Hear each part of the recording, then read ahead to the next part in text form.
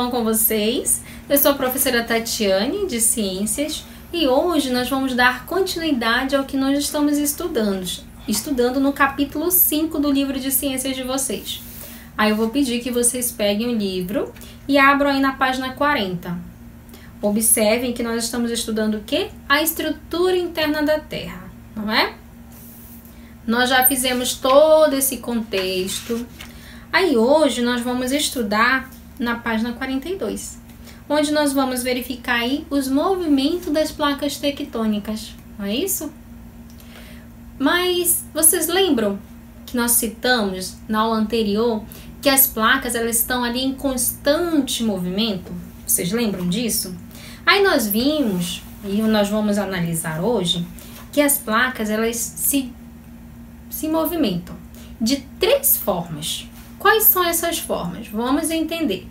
Uma, ela se movimenta de forma divergente. Como seria isso, professora? Olhem o esquema de vocês na página 43. Essa forma divergente é quando ocorre o afastamento da placa. Quando ocorre esse afastamento, o magma passa por essa abertura, ele resfria e dá origem à nova rocha, não é? Simples assim. Aí nós vamos ter um outro movimento, a transformante. A transformante é quando ocorre o deslizamento entre elas. Aí nós vamos ter a terceira forma de movimento, que é a convergente. Observe aí no livro de vocês, a convergente, o que é? São as colisões entre as placas tectônicas. As colisões, elas geralmente dão origem a cadeias de montanhas, não é isso? Será que elas são responsáveis também por dar origem a tsunamis, a vulcões? Será? A terremotos? Pode ser, né?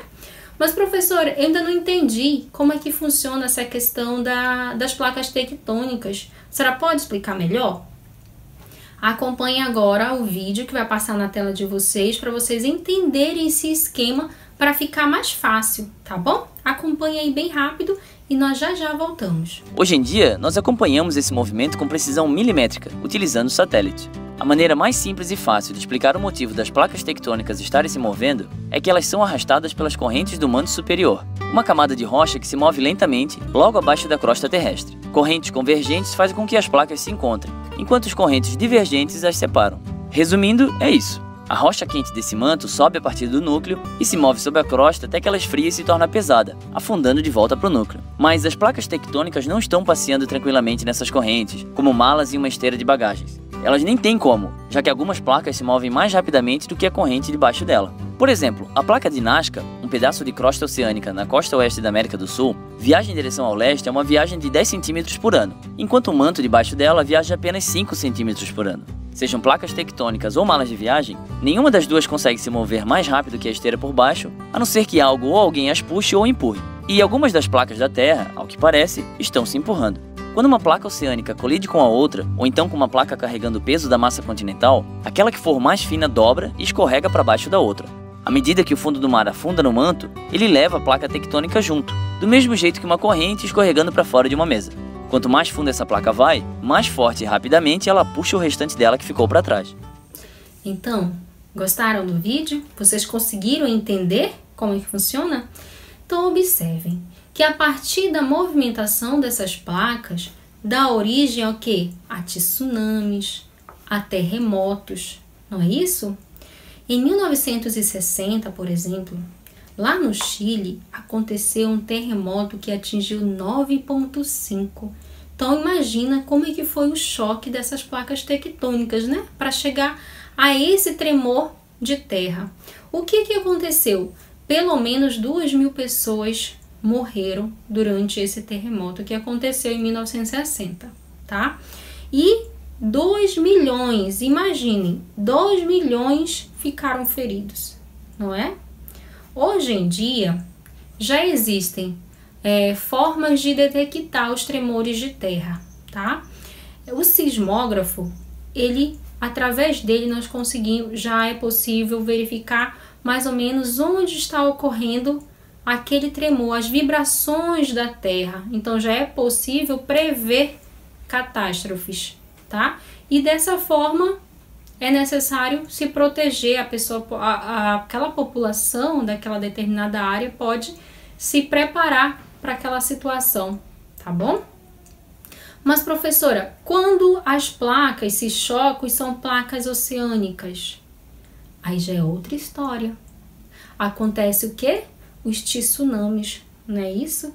Dando origem a grandes ondas, ondas gigantescas. Nós podemos citar um exemplo aí que ocorreu lá na Indonésia em 2004. Lá na Indonésia, esse tremor que aconteceu, esse tsunami que aconteceu, atingiu uma magnitude de 9,1. Sabe quantas pessoas morreram naquela época, durante essa catástrofe? 230 mil pessoas. Imagina o desastre, imagina a situação, não é? Então, esse tremor deu origem ali a uma área de 1.300 quilômetros de comprimento, tá? E as ondas chegaram a 50 metros. Vocês conseguem imaginar ondas de 50 metros? É um prédio enorme, prédio de quê? 14 andares? 15 andares? Conseguem imaginar? Então, vocês observem que as placas tectônicas, elas se movimentam naturalmente e causam tremores, causam tsunamis, não é? Mas e com relação às erupções vulcânicas, professoras? O que isso tem a ver? Como ocorre isso? Aí, se vocês observarem, lá na página 44 do livro de vocês está mostrando um esquema de uma erupção vulcânica. Observem aí, tá? Então, ocorre a abertura na crosta, tá? Essa abertura, ela vai até chegar ao manto, não é? E quando chega ao manto, o que acontece? Toda essa abertura, essa fissura que existe ali. Então, é como se criasse uma chaminé, não é? Como se fosse uma chaminé aqui.